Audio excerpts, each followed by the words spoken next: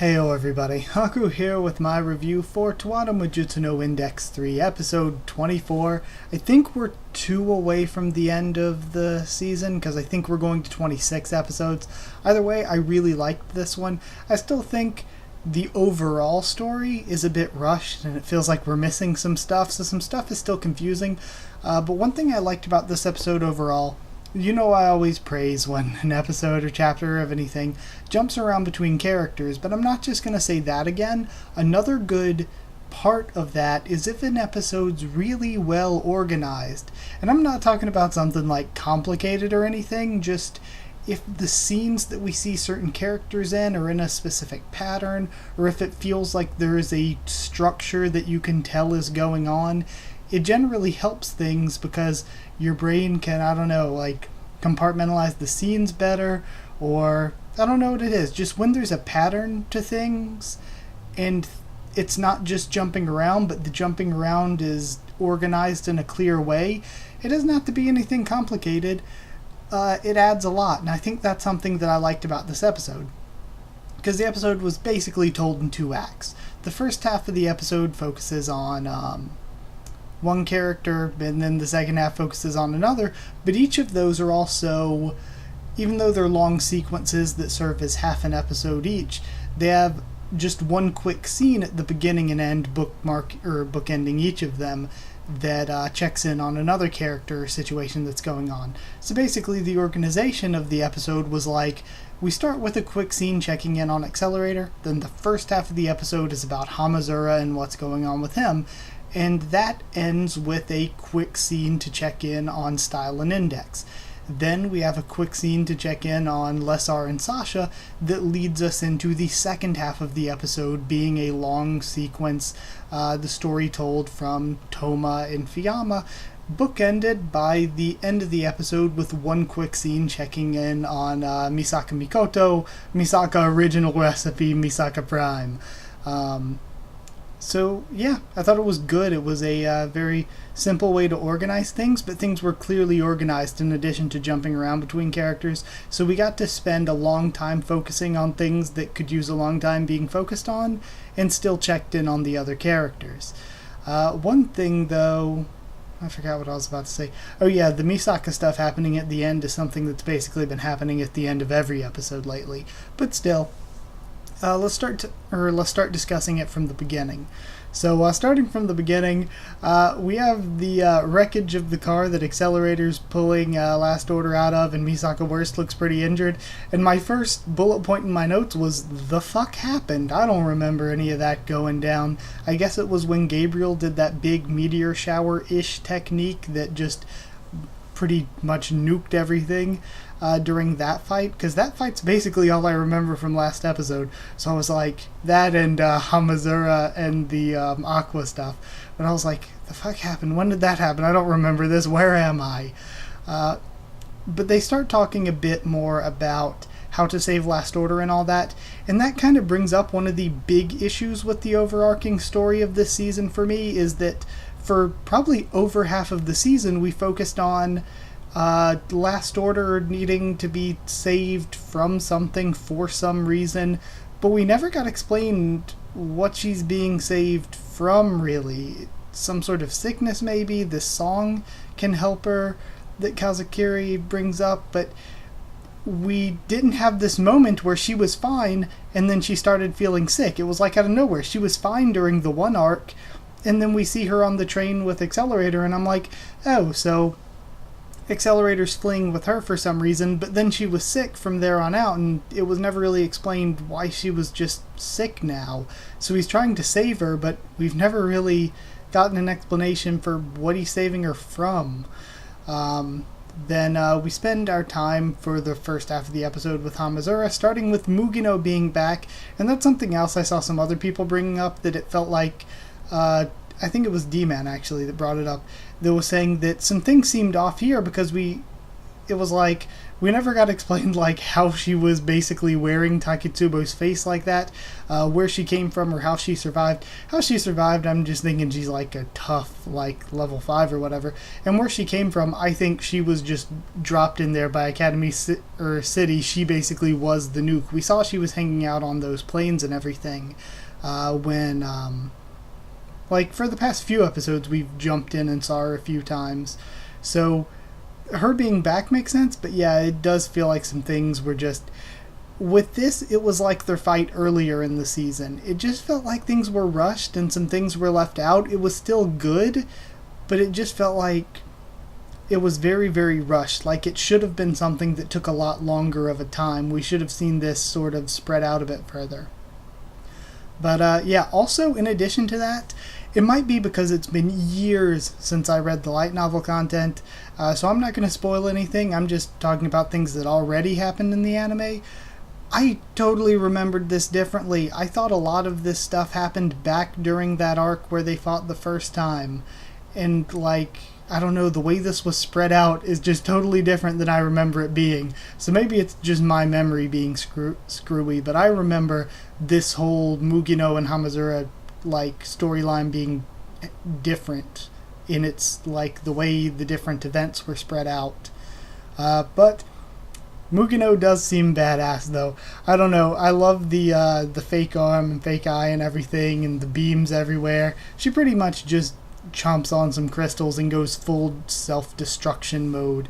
Because she doesn't take the hits to her pride lightly, of course, but also she just kind of killed her closest friend and split up the only group she really had.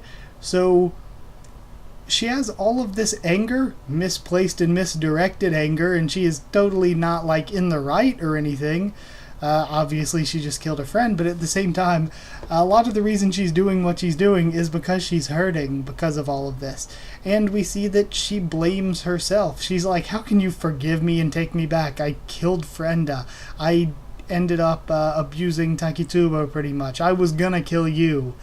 But Hamazura kind of has a good view on things, where he's taking the harder path of forgiveness, but in addition to that, it's like he understands that this was all Academy City's fault. When they weren't useful to Academy City anymore, they were always meant to fight and kill each other, to handle each other so that Academy City could dispose of them.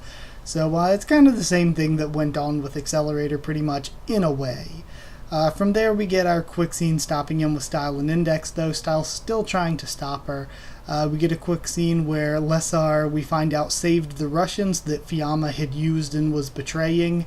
So she was pretty much like, okay, now you owe me one, Sasha.